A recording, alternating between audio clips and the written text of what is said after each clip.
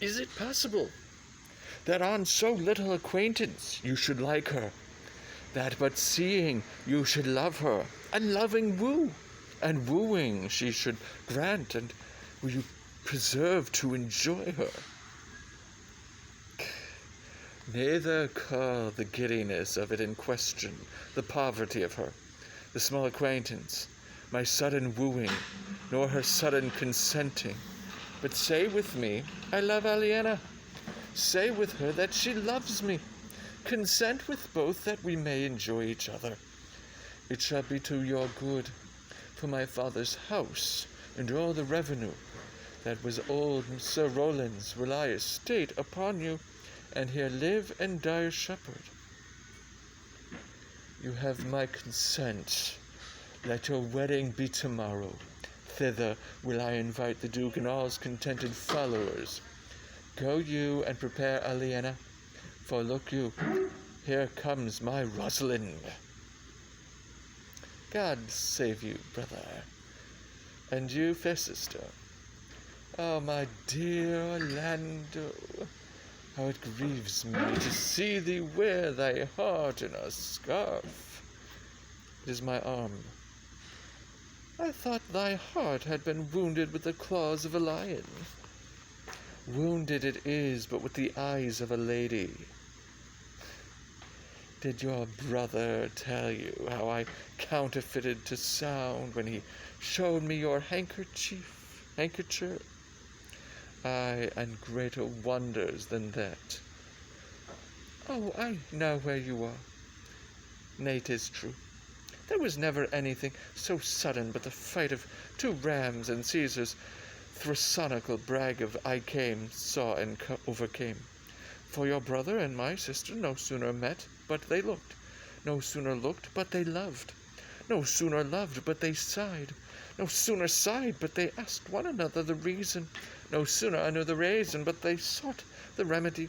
And in these degrees have they made a pair of stairs to manage, which they climb incontinent, or else be incontinent, before marriage.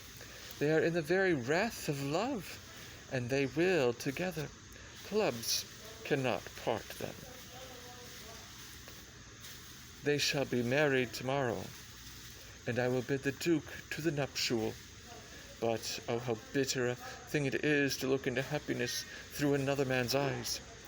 By so much the more shall I tomorrow be at the height of heart heaviness, by how much I shall think my brother happy in having what he wishes for.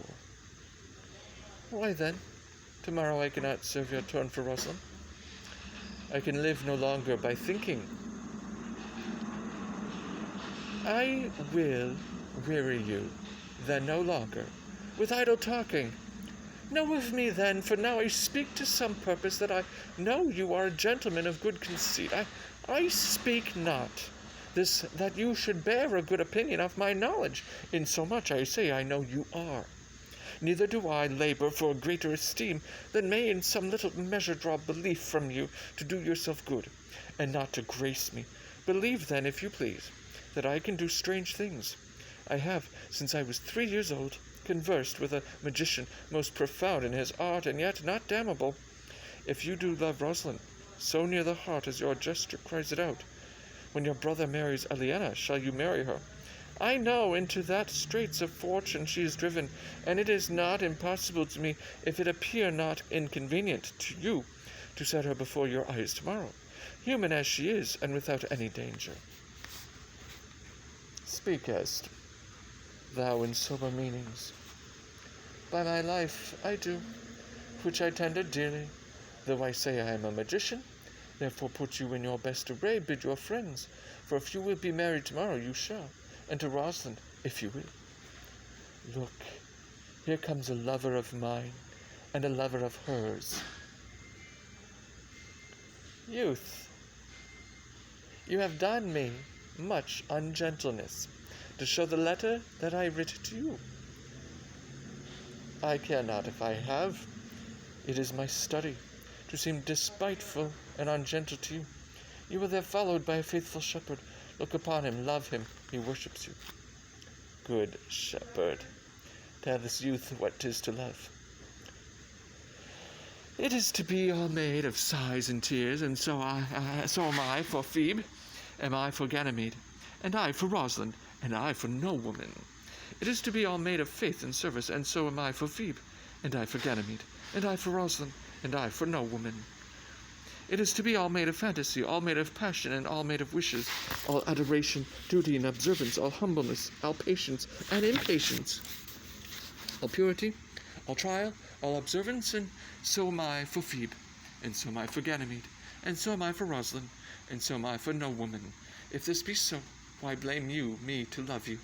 If this be so, why blame you me to love you? If this be so, why blame you me to love you? Why do you speak to why blame you me to love you? To her that is not here, nor doth not hear. Pray you, no more of this.